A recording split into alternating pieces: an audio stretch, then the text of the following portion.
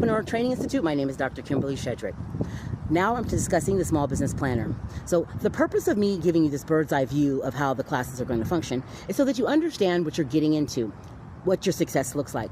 The difference between the traditional colleges and the university and the Entrepreneur Institute is it's self-paced, meaning the classes, the course curriculum is there for you. You don't have an instructor that's going over it and grading your assignments. That's not what this is about. Your grade is when you get into the market if your business fails or succeeds. 9 times out of 10, most entrepreneurs start their business and they just do an LLC and maybe just a quick little business plan that they get at the library. And you wonder why it doesn't really succeed or you don't do as well.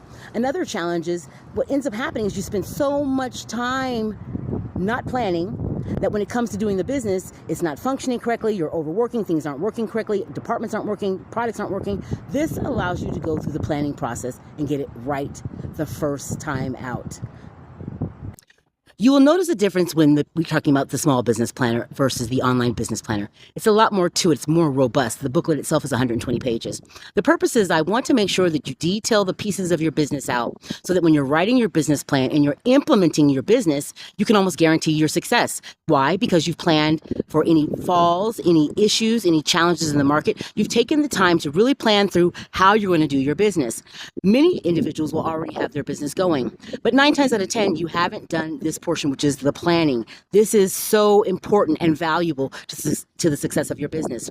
I've gone into businesses that literally had no plan, had no policies, had no procedures. Things were going crazy. They thought they had a good product that ran well for 2 to 3 years, and then things started to fall. Because as you may not recognize, we're in an economy. The economy has a swing up and down. If you have not factored that into your product, your sales, your market, you're not really going to make it that far. So unless you're trying to get into a business just to start something for the next couple of years, if you want it to be something long-term or sustainable, you really need to plan it out.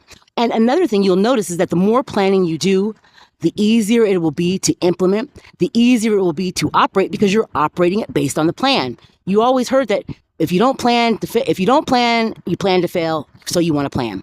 Now, I always go through the process of telling individuals these pages, the worksheets, are where you're writing into them. This allows you to, while you're thinking, while you're going through the classes, the information, you can write right into the formula. But another tool is that it allows your brain to analyze, to evaluate, to contemplate what to do, when to do, how to do, what you're going to need, resources, where you wouldn't necessarily go through that process if you're just reading and then inputting it or answering a question. You're actually building it.